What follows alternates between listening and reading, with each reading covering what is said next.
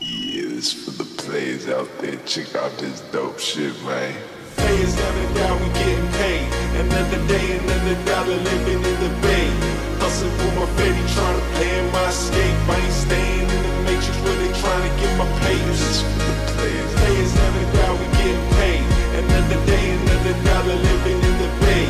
Hustling for my baby, trying to plan my escape. I ain't staying in the matrix where they trying to get my papers.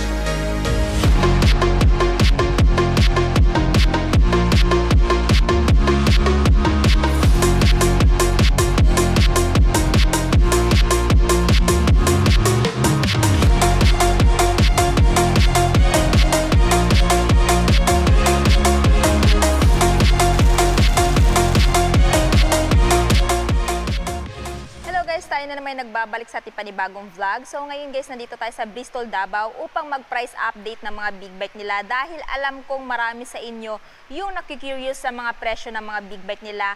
And syempre December na, kaya naman tara, samahan nyo ikutan yung mga big bike nila. Let's go! So umpisa muna natin guys dito sa kanilang Bristol ADX 160. Actually, na-review ko na to guys, yung color red nila, no? So, meron silang 4 na color variant na available dito, which is bago sa paningin ko. Ngayon ko lang itong nakita dito, ano? So, meron silang white, gray, at syempre yung na-review natin na red at black. So, ito guys, itong scooter na to, napakaganda nito pang long ride. At maganda din to pang araw-araw, syempre. And napakatipid din ito sa gasolina, knowing na siya ay EFI na. Tapos, meron din siyang malaking underseat storage. And kung gusto niyo naman tong gawin gamitin pang off-road, pwede din dahil dual purpose to or dual sports tong scooter na to. Pwede siya sa off-roads or on-roads. At ang kinaganda pa dito, may ABS na siya, naka-inverted telescopic fork na siya sa likod, and naka-twin sub-tank na din siya sa likod. So meaning napakaganda po ng plane na suspension niya, both front and rear wheel. And at the same time, yung kinaganda dito kay ADX 160 guys, meron na siyang bracket, no, built-in bracket para sa inyong top box if ever hindi pa kayo satisfied sa kanyang 30 liters under seat capacity. So this one guys, yung presyo niya, ilalagay ko na lang sa screen. Anyway, same lang naman sila ng presyo nitong color black, tsaka yung gray at white. So, kung gusto niyo po ng full review ko nito, i-check niyo na lang po sa aking YouTube channel kasi na-review ko na po yung color red nito. Parehas lang naman po sila ng specs at saka features. At sa mga nagtatanong, ayan, sa front naka-LED po yung headlight niya. And sa likod, ganun din, naka-LED na din. Ayan. And meron din po siyang built-in power socket. So, sa long ride, hindi na po kayo malulobat, no? Saksak nyo lang yung phone nyo. At yan, automatic nag-charge na siya. And sa windshield naman, adjustable po siya. Ito, ma-adjust po siya. Pwede nyong ipakyat at pwede nyo ding ibaba. Depende yan sa trip nyo guys, no? And next, dito is naka-fully digital instrument panel. Ayan. Next, dito naman tayo guys sa kuya ni ADX 160. Meron din silang available dito na expressway legal na Bristol Maxi 400. Na-review ko na din to guys, pero yung isang color variant nito.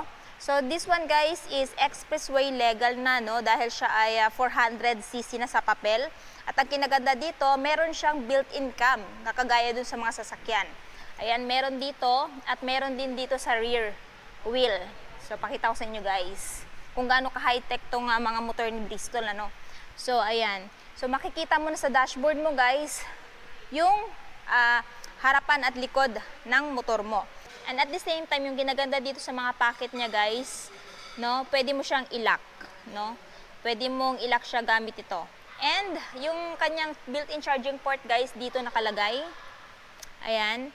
So if I were you, pwede kayong magpalagay dito ng phone holder, no, para habang nag-charge nakikita niyo yung map if ever gagamit kayo ng map. Or else naman, kung gusto nyo talaga ng ilagay sa front pocket nyo, pwede naman kasi abot na abot naman yung wire dito sa kanyang front pocket. Pagkatapos, pagdating naman sa mga levers guys, adjustable. So sa dashboard guys is naka fully digital. Ayan. And sa front and rear wheel naka LED na po yung lights niya. And adjustable din po yung windshield niya. So depende na lang po sa preference nyo kung gusto nyo pababaan yung windshield niya or pataasan. At ito po ay dual sport, so pwede po siya sa off and on-roads condition. No? Sa front, hindi po siya naka-inverted, pero kahit ganun pa man, napakaganda po ng suspension niya. Kasi nga po, meron na po siyang rubber boots at naka-twin sub-tank na din po siya, kagaya ni ADX 160. Ayan. So, meron po silang available dito na isang unit. Kaya pumunta na po kayo, color red. Dahil ito pong scooter na to ay napakaganda i-long ride. Relax lang kasi napaka-generous po ng seat cushion. At meron din po siyang malaking under seat storage at meron na din siyang built-in na bracket for top box. Ayan. Next, nandito na yung kalalabas lamang na bagong Bristol Veloce 500. So, meron silang dalawang color variant na available, guys.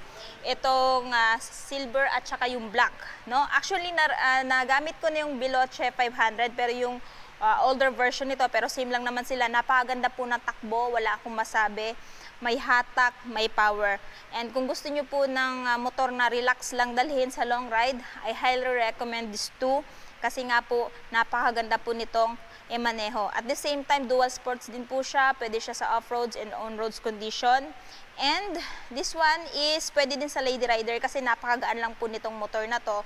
Dahil ito po ay tumitimbang lamang ng 173 kg. So sa height ko na 5'5" at sa bigat ko na 50 kg, kaya ko tong i-maneuver tong motor na to.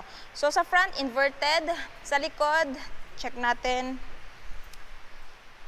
Ayan, monoshock siya, guys. Tapos, this one, guys, is napakaganda gamitin sa off-road kasi nga tingnan nyo, naka-spoke type siya, no? Hindi siya yung naka-mags type.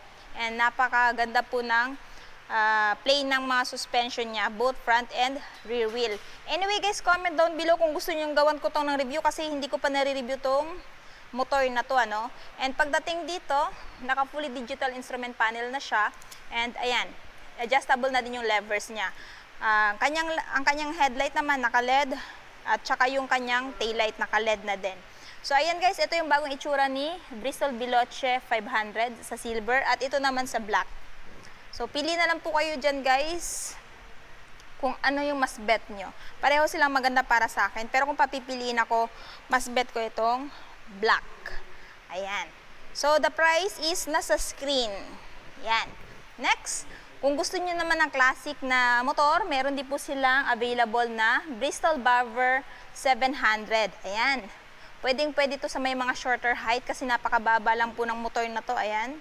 Kahit nga 4 flat, pwedeng-pwede sa inyo to. Depende na lang kung kaya niyo tong, ayan, i-maneuver. Kasi medyo may kabigatan siya, no? So this one, guys, is modern classic. Modern kasi naka-LED na po yung headlight niya. Yung kanyang turn signal, naka-LED na din. Tapos, equip na din siya, guys, ng napakagandang telescopic fork suspension na may rubber boots. Naka-dual pot na din, single disc sa front. And sa likod naman is naka-single disc pa rin. Tapos, naka-single pot.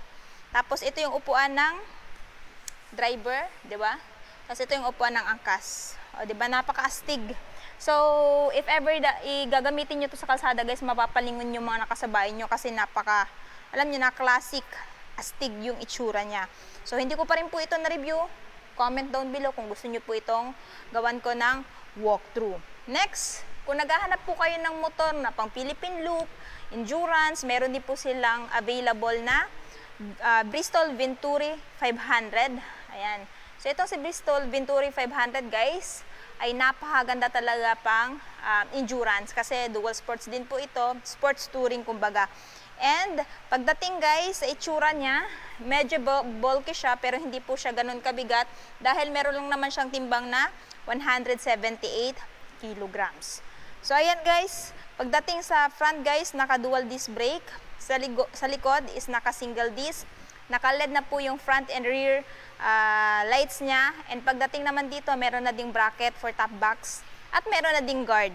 Ayan, ang protekta sa pag halimbawa ito ay, alam nyo na, matumba, no? So dito may malaking fuel tank capacity siya, tapos equip na siya ng semi-digital at semi-analog dashboard.